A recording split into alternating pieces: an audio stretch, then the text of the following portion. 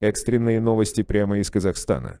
Власти Казахстана сообщают, что президент Касым-Жомарт Токаев сегодня ночью прилетел в Москву на тайные переговоры с Путиным. Сообщается, что он собирался попросить у России денег в долг сроком на 10 лет. Это уже не первая такая просьба. В прошлый раз Владимир Путин ответил отказом, на этот раз Касым-Жомарт решил попытать удачу.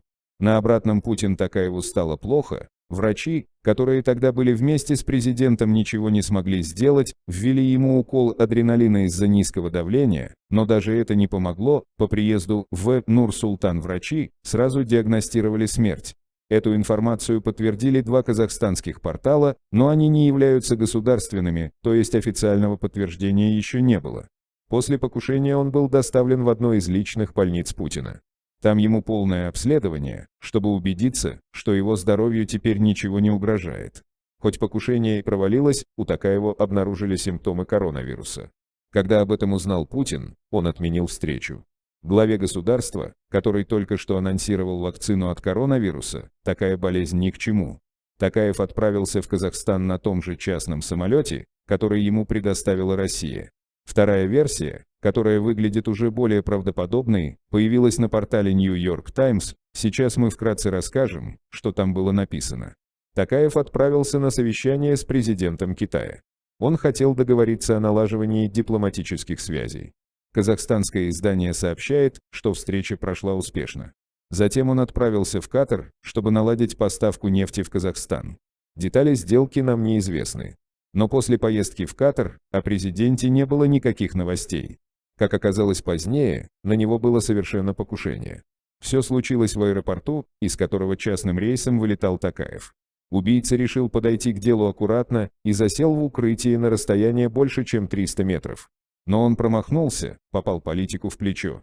На аэродром быстро выехала машина скорой помощи, политик был доставлен в реанимацию с тяжелым пулевым ранением.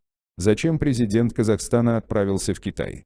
Президент Казахстана Токаев длительное время находится в поездке. Несмотря на то, что в мире сейчас бушует эпидемия, Токаев решил отправиться почти в кругосветное путешествие, чтобы наладить отношения не только с близлежащими странами, но и с далекими соседями по планете Земля. Токаев совсем недавно стал президентом Казахстана. Ему просто необходимо налаживать отношения с другими странами, чтобы уйти от зависимости со стороны России. Тогда Назарбаев был президентом Казахстана, он долгие годы сотрудничал с Путиным. Как сообщает сообщество Интерфакс, Путин регулярно платил Назарбаеву откаты за то, что тот сливает секретную информацию о делах Казахстана. Вы могли заметить, что Казахстан в последние несколько лет двигался в пророссийском направлении. Это все было не случайно. Путин также обещал Назарбаеву, что после того, как тот уйдет с поста президента Казахстана, Путин обеспечит Назарбаеву российское гражданство с другой личностью. Правительство РФ подарит ему некоторые внушительные земли на берегу Черного моря. И Назарбаев сможет спокойно доживать свои дни на берегу моря, не волнуясь, что за все его деяния ему последует наказание. Но что-то пошло не так, и, видимо, Назарбаев не был уверен, что Путин выполнит данные ему обещания, и поэтому Назарбаев решил самостоятельно покинуть пост президента Казахстана и сбежать, забрав с собой награбленные деньги. Путину же это совсем не понравилось. Как сообщает источник с Запада, сейчас Назарбаева ищут по всей Европе. Многие спецслужбы заметили агентов российского ГРУ у себя на территории. Однако президент Казахстану все еще нужен, и поэтому после отставки Назарбаева были назначены внеочередные выборы, на которых победу одержал Токаев. Сложно было предсказать исход этих выборов. Также сложно было подготовить кандидатов для этих выборов. Поэтому всяким внешним силам, в лице Путина, не удалось активизировать свои ресурсы и повлиять на выбор народа. Токаев оказался максимально неподкупным лидером. Он, правда, хотел сделать что-то полезное для Казахстана. Путин несколько раз связывался с ним по телефону, чтобы договориться. Но так как у Токаева и мысли не было вступать с Путиным в какие-то, ни было коррупционные связи, договориться им не удалось. Путин хотел лично приехать в Казахстан, чтобы с глазу на глаз перетереть с новым главой государства. Но не успел. К нам также поступила информация о бывшем президенте Казахстана. Честной работой даже на посту главы державы невозможно заработать такое состояние. Одно только это вызывает сомнения относительно его непричастности к отмыванию государственных денег.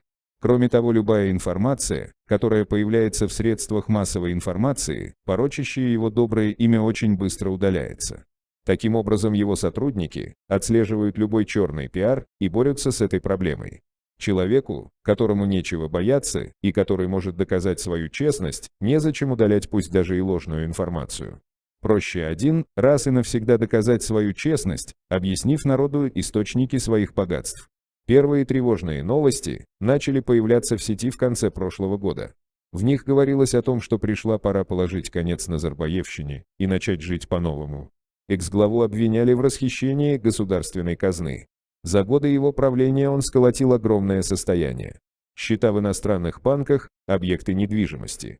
Имущество Назарбаева оценивается несколькими десятками миллиардами долларов. Это только его имущество. Но его дети и внуки также имеют солидные счета и дорогостоящую недвижимость. Если посчитать все имущество этого семейства, то оно может покрыть бюджет страны не на 1 год. Из неофициальных источников известно, что ему принадлежат крупнейшие компании страны. Еще одним из источников нелегальных доходов является откат в размере 50% от всего оборота нефтяного бизнеса Казахстана с Китаем.